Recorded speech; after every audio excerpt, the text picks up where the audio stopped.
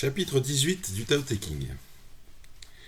Quand le grand Tao fut délaissé, il y eut l'humanité, la justice. Le grand Tao, on l'a vu, c'est le principe de la vie. Donc si on délaisse le principe de la vie, qu'est-ce qui reste ? Eh bien, il reste le top du top, c'est-à-dire l'humanité. C'est en général ce que l'homme met au top niveau. On sait bien d'après Lao Tzu que le top niveau, c'est le Tao. Mais donc, quand on laisse ce Tao, il reste l'humanité. Et l'humanité agit bien quand elle agit de façon juste. Donc il y a après l'humanité la justice. Puis la sagesse. Alors la sagesse, c'est, attention, c'est pas le saint homme de Lao Tzu, pour Lao Tzu, le saint homme, c'est celui qui suit le Tao. Tandis que la sagesse, c'est suivre des religions, des traditions, des dogmes, etc. Et donc, ensuite, après qu'il y ait eu l'humanité et la justice, il y a la sagesse, donc les dogmes. La prudence, alors donc, puis la sagesse, la prudence parurent, donc la prudence. Alors c'est vrai que l'homme, s'il ne suit pas les lois, eh bien il peut être se retrouver en danger. Et donc, par prudence, on suit les lois. Donc la sagesse, la prudence parurent. Et là, ce que dit Lao Tzu, il a une conclusion magnifique, et l'hypocrisie fut générale. Alors en effet, on suit les lois, mais si ça ne nous arrange pas, on fait comme si, et donc l'hypocrisie naît, et l'hypocrisie est générale. Donc c'est la déchéance des grandeurs humaines. On part du grand Tao et on arrive à l'hypocrisie. Dans la famille, les membres se méconnurent et il y eut l'affection des parents, la piété filiale. Alors, en effet, dans la famille, ça dégénère aussi. Et ça dégénère tellement que on s'impose d'aimer les parents et de faire la piété filiale. Donc de faire que les enfants aiment absolument leurs parents et leur dévouent presque un culte. Donc ça c'est nécessaire parce qu'il n'y a plus de Tao. S'il y avait le Tao, la piété filiale coulerait de source. Il n'y aurait pas du tout besoin de l'imposer. Ça, d'ailleurs, c'est une loi qui plaît bien aux Chinois, ça. On ne le retrouve pas forcément dans toutes les autres traditions. Mais la tradition chinoise, il y a la piété filiale qui est fondamentale. Alors ensuite, on va de dégénérescence en dégénérescence. Les États souffrirent de corruption, de désordre,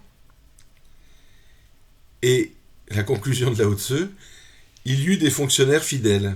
Donc il a fallu des fonctionnaires pour mettre en ordre tout ce chaos, qui aurait été tout à fait naturel si on avait gardé le grand Tao. Donc les États souffrirent de corruption, du désordre, et il y eut les fonctionnaires fidèles. Voilà. Et nous, on en est là. On en est avec des fonctionnaires qui essayent de mettre en œuvre les lois de réforme des retraites, les lois de faire passer le budget, etc. Ça nécessite beaucoup de fonctionnaires et si possible fidèles. Chapitre 19. Renoncer à la sagesse, abandonner la prudence, ce sera 100 fois plus profitable au peuple. Alors, en effet, donc, on a vu que la sagesse, selon Lao Tzu, donc le respect des lois religieuses, la prudence, hein, donc renoncer à la prudence, laisser les gens faire ce qu'ils veulent, et le peuple, ce sera 100 fois plus profitable pour le peuple.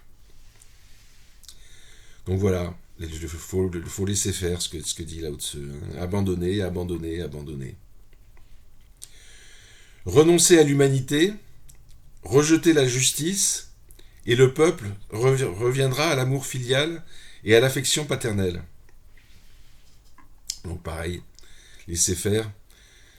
L'humanité, bah, si on y renonce, elle ne va pas disparaître. Hein. Elle ne va pas disparaître si on renonce à l'organiser. Mais si on renonce à l'humanité, c'est le grand Tao qui va diriger les choses. Si on rejette la justice également, avec les lois, hein, c'est la grande humanité qui... C'est le grand Tao qui va régir les choses. Et le peuple reviendra à l'amour filial et à l'affection paternelle. C'est-à-dire que ces choses qui sont naturelles reviendront d'elles-mêmes. C'est évident. C'est évident. Mais qui le fait? Qui le fait? Qui ose enlever les lois? C'est pas prudent. C'est pas prudent, oui, mais Lao Tzu vous dit renoncer à la prudence. Renoncer à l'habileté, abandonner le profit, et il n'y aura plus ni voleurs ni bandits. Alors en effet, si vous renoncez à l'habileté, c'est-à-dire si vous renoncez aux choses astucieuses et presque, enfin, qui sont faites par des artisans qui ont de l'habileté, donc qui font des choses merveilleuses. Donc si vous enlevez les choses merveilleuses, si vous abandonnez le profit, donc faire du profit en faisant du troc ou en faisant circuler l'argent, etc., eh bien, si vous renoncez à l'argent, donc, eh bien, il n'y aura plus de voleurs ni de bandits. Voilà ce que nous prédit Lao Tzu. Et il n'a pas tort, il n'a pas tort.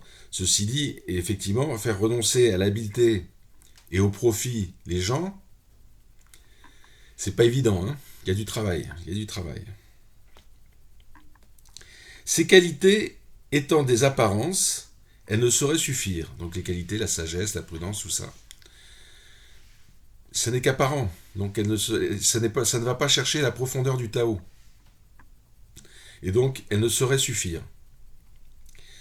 C'est pourquoi il faut tâcher de se montrer simple, rester naturel, réduire l'égoïsme, avoir peu de désir.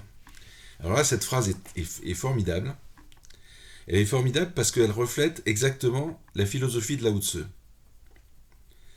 Et personnellement, c'est celle que j'ai adoptée pour me perfectionner d'un point de vue spirituel. Donc, qu'est-ce qu'il nous dit? Il faut tâcher de se montrer simple, donc viser la simplicité. Rester naturel. Donc, si on cherche, si on suit le grand Tao, eh bien, ce qui va ressortir, c'est le naturel. Donc, rester naturel, ne pas forcer. Réduire l'égoïsme, donc réduire l'ego. Et ça, c'est aussi fondamental. Il faut se dire, voilà, je ne tiens plus à rien. Tout ce qui est à moi, je ne l'ai pas. Ma voiture, mon téléphone portable, etc. Je ne l'ai pas. Ça n'est qu'un emprunt. Ça n'est qu'un emprunt. Donc réduire l'égoïsme, tout ce qui est... Et se targuer donc de ce qu'on a fait. Être fier de ce qu'on a fait. Alors par exemple, moi j'ai écrit des livres, enfin 3 livres, et j'essaye de ne pas en faire la publicité, pour ne pas faire valoir mon ego. Je l'ai fait là, j'ai fait un coup de pub sans le vouloir. Excusez-moi. Donc réduire l'égoïsme. Avoir peu de désir. Alors ça, c'est le non-désir de Lao Tse. Et c'est vraiment ce que j'ai appliqué à la lettre. Vraiment, je me suis dit, attention, là, Olivier, tu es en train de faire quelque chose, tu le fais par désir. Là, par exemple, je suis en train de lire le Tao Te Ching de Lao Tse, et j'ai voulu me mettre à mon bureau, et je l'ai fait un peu par désir. Donc j'ai bien attendu un petit moment avant que je ne me mette en place, pour voir si vraiment je n'avais pas autre chose à faire de plus important que de vous parler. Donc le non-désir. Donc je relis la phrase, c'est pourquoi il faut tâcher de se montrer simple, rester naturel, réduire l'égoïsme, avoir peu de désir. Voilà ce que nous conseille Lao Tse. Et vous voyez, il est même... Moi je suis plus stakhanoviste que lui. Je supprime les désirs. Lui, il dit avoir peu de désirs. Bon. Alors évidemment, il y en a un de désir que l'on ne peut pas supprimer, c'est le non-désir. C'est le désir du non-désir. Désirer, ne pas avoir de désir. Ça, celui-là, il reste. Chapitre 20. Renoncer à l'étude délivre de l'inquiétude. Entre acquiescer et consentir, la nuance est bien petite. Mais combien diffèrent le bien et le mal ? Renoncer à l'étude délivre de l'inquiétude. Alors ça, c'est remarquable aussi. C'est le non-savoir de Lao Tse. Je renonce à savoir des choses et ça va me délivrer. Et ça me délivre de quoi ? De l'inquiétude. En effet, on a tous, certainement, à un moment ou un autre, été confrontés au savoir, et on se dit, oh, je sais peu de choses, si seulement je savais plein de choses, comme cette autre personne que j'ai rencontrée, eh bien, je pourrais être plus tranquille. Seulement le problème, c'est que le savoir attire le savoir, et donc il faut avoir des savoirs à n'en plus finir. Et quand on renonce à l'étude, eh bien, on se délivre de l'inquiétude. C'est une forme d'inquiétude, hein, c'est pas toutes les inquiétudes, c'est une forme d'inquiétude. Par exemple, si vous êtes inquiet parce que votre fils n'est pas rentré, c'est pas le savoir c'est pas le non-savoir qui va vous délivrer de cette inquiétude. Mais ça délivre d'une partie de l'inquiétude. Entre acquiescer et consentir, la nuance est bien petite. Mais combien diffèrent le bien et le mal ? Alors, en effet, j'acquiesce, je suis d'accord. Je consentis, donc je suis d'accord aussi. La nuance est bien petite. Mais combien diffèrent le bien et le mal ? Alors par contre, le bien et le mal, il y a une franche différence. Et donc, on peut, normalement, toujours se mettre du côté du bien. Et si on poursuit l'étude du bien et du mal, on s'aperçoit que, eh bien, en fait, il ne faut pas, c'est ce que dit Lao Tse par ailleurs, il ne faut pas rejeter systématiquement ce qui vient du méchant. Donc il ne faut pas rejeter systématiquement le mal. Et combien diffèrent le bien et le mal ? Ça diffère beaucoup, mais en faisant le bien, en s'accoutumant au bien, on s'aperçoit que le bien c'est le Tao, on s'aperçoit que le Tao c'est le tout, et donc tout dans le Tao est à sa place. Et donc tout est bien, tout est parfait. Mais si mon ego me dit, tiens, attrape ça, vole-le, ça te fera du bien, ce sera bien pour toi, c'est beaucoup mieux pour toi que pour les autres, donc tu le prends, Eh bien ça, c'est le mal. Et ça diffère ô combien du bien. On continue. Ce que les hommes redoutent, on ne peut pas ne pas le craindre. Ah ouais. Mais pas au point d'en être troublé, anéanti. Ce que les hommes redoutent, on ne peut pas ne pas le craindre. C'est-à-dire que quand un homme, enfin, quand les hommes ont peur de quelque chose, par exemple, je sais pas moi, les peurs de l'extraterrestre, eh bien, on ne peut pas ne pas le craindre nous non plus. Donc, l'extraterrestre, on le craint aussi. Mais pas au point d'être troublé, d'en être troublé. Alors, pourquoi pas au point d'en être troublé? Parce que le taoïste est dans l'équilibre du Tao. Et s'il voit un extraterrestre, l'équilibre du Tao perdure. Simplement, donc,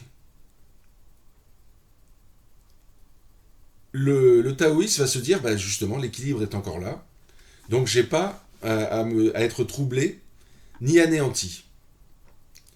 Donc il va peut-être y avoir une panique tout autour, mais le taoïste ne paniquera pas.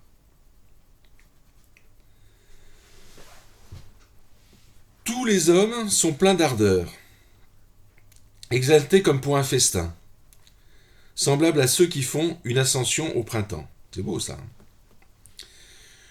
Tous les hommes sont pleins d'ardeur, donc. Et les hommes en général, donc on les voit, ils ont envie de faire des choses, ils les font, ils s'en enorgueillissent, mais ils ont envie, ils sont pleins d'ardeur.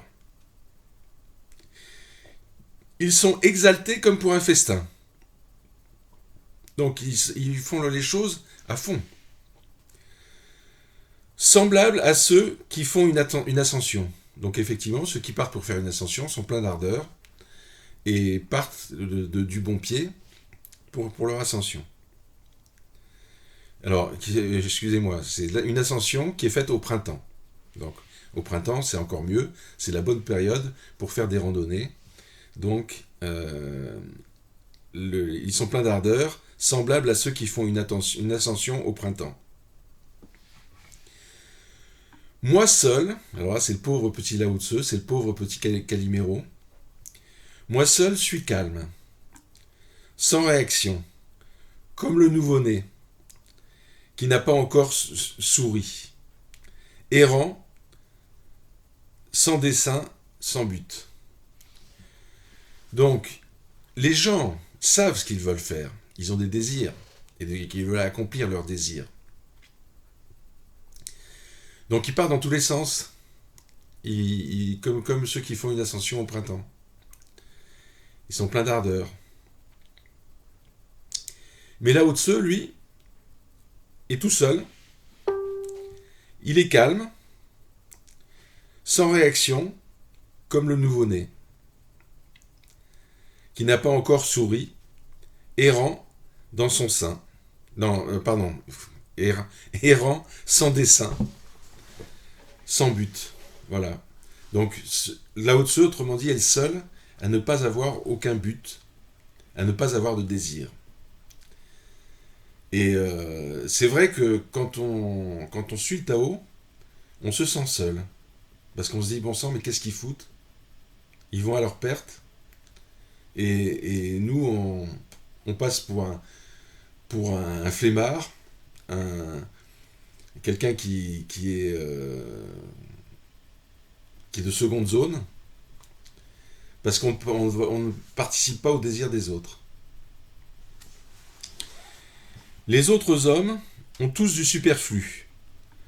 Moi seul suis comme un déshérité. Mon cœur est celui d'un simple d'esprit, trouble, confus. Donc toujours pareil, les autres hommes ont du superflu, donc ils ont une belle voiture avec plein d'options, etc. Moi j'en ai plein d'options aussi. Hein. Donc je leur en veux pas. Mais donc les hommes ont tous du superflu. Moi seul suis comme un déshérité. Donc lui, eh bien, s'il a du superflu, on va le voir par ailleurs, il le donne. aux autres. Et donc, il apparaît comme un déshérité. Mon cœur est celui d'un simple d'esprit. Le Tao, ça n'apprend pas la loi de la complexité. C'est au contraire la loi de la simplicité. Donc Lao Tzu est simple d'esprit. Trouble, c'est-à-dire que il cherche ses mots, il a du mal. Confus, donc lui aussi il cherche ses mots. Donc il est troublé, il cherche ses mots, il est confus. En revanche, donc il n'y a pas en revanche, mais il est confus, point d'exclamation. L'homme de la foule est éclairé. Donc l'homme de la foule est plein de lumière, il sait plein de choses. Moi seul suis plongé dans la pénombre. Donc moi seul suis plongé dans la pénombre, je ne connais pas toutes ces choses qu'ils savent. L'homme de la foule est précis, perspicace. Donc l'homme ordinaire sait exactement ce qu'il veut, donc il est précis, et il met en avant ce dont il a besoin pour obtenir ce qu'il veut, donc il est perspicace. Seul, donc Lao Tzu toujours, seul je suis replié sur moi-même, mouvant comme la mer. Donc il est replié et il bouge comme la mer. Alors, est-ce que Lao Tzu était autiste? C'est pas impossible. Mais on voit bien donc le mouvement de l'homme replié sur lui-même et qui fait l'autiste. Et donc Lao Tzu est comme ça. Lao Tzu est comme ça. Flottant sans arrêt, donc sur la mer, flottant sans arrêt. La multitude des hommes se rend utile.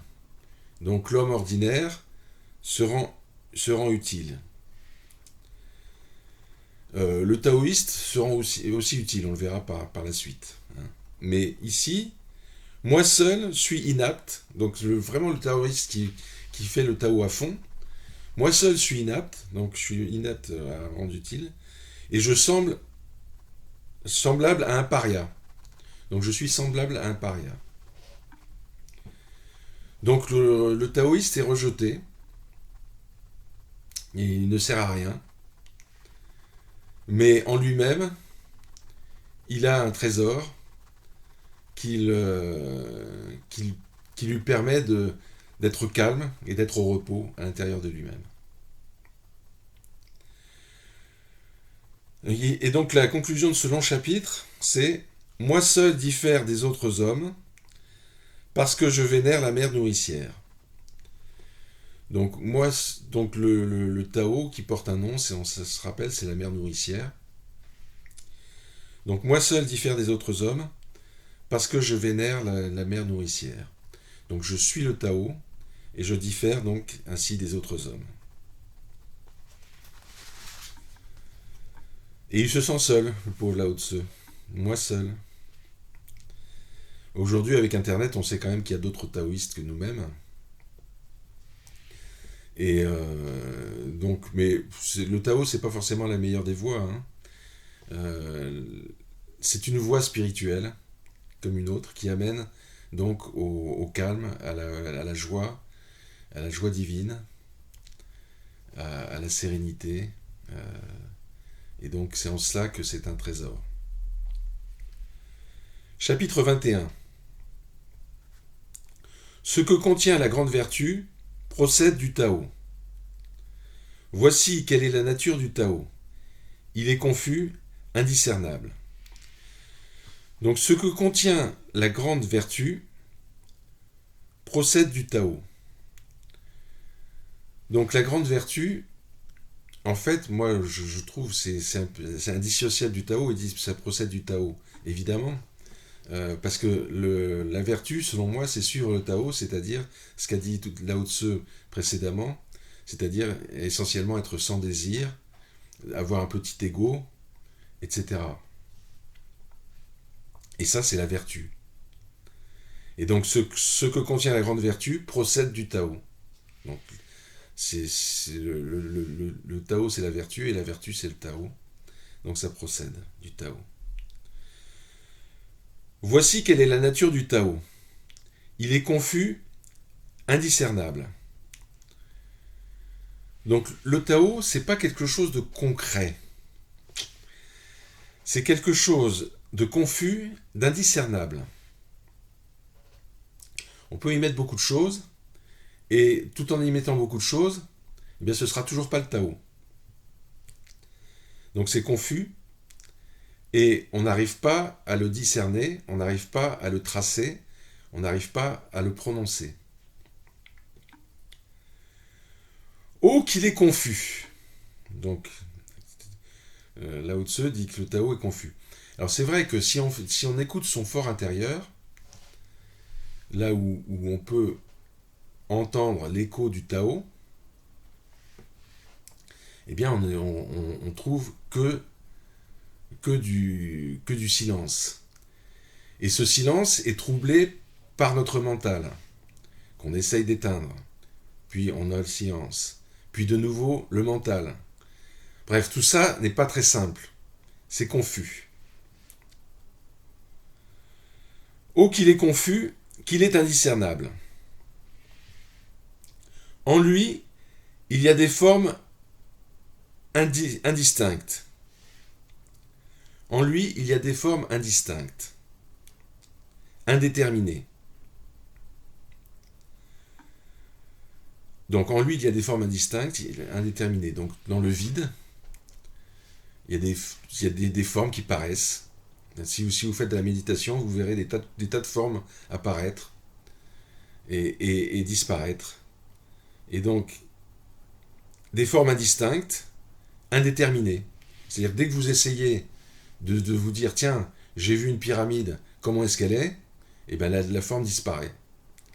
Donc c'est indéterminé. En lui, il y a des êtres. Donc dans le Tao, il y a des êtres. Le Tao génère des êtres vivants. Quel abîme ! C'est vraiment une abîme. Ce vide intérieur, c'est une abîme. Il peut y avoir des tas de choses dedans. Quelle obscurité ! Et on a beau voir des formes, ça jaillit et ça redisparaît dans l'obscurité. En lui, il y a une essence spirituelle. Alors, donc le Tao est une essence spirituelle. Je viens de dire que c'est une voie spirituelle. Et donc, en lui, donc, il y a une essence spirituelle. C'est-à-dire que le Tao, c'est pas n'importe quoi.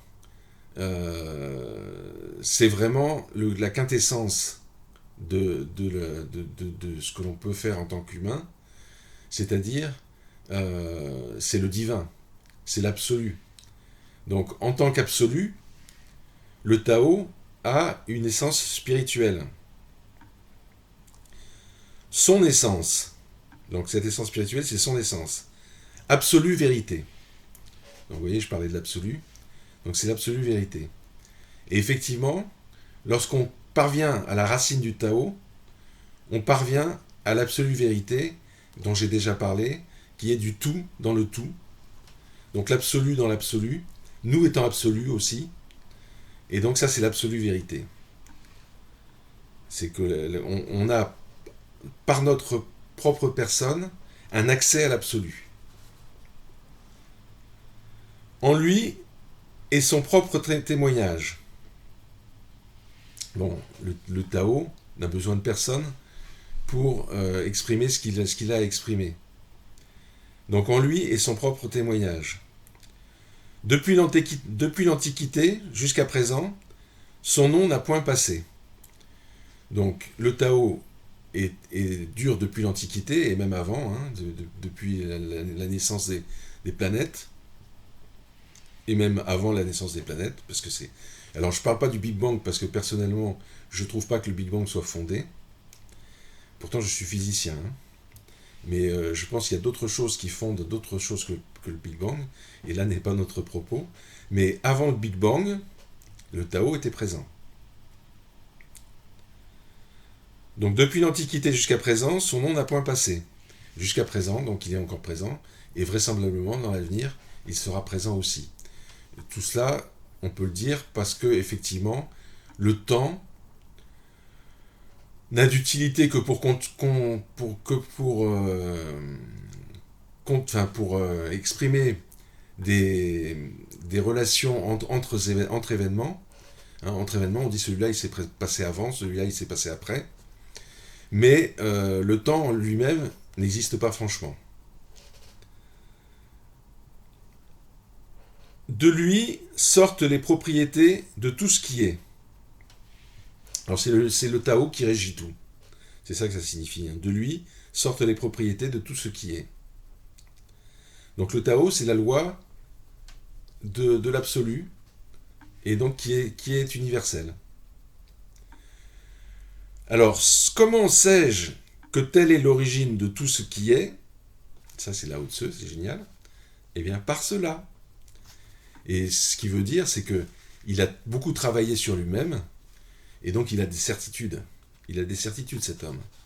Il connaît la vérité. Donc il est capable de discerner tout ce qui est le vrai du faux. Il est capable de discerner le vrai du faux. Voilà. Donc, on a commencé avec le chapitre 17, 18, 19, 20 et 21. Donc, le 22 sera à suivre.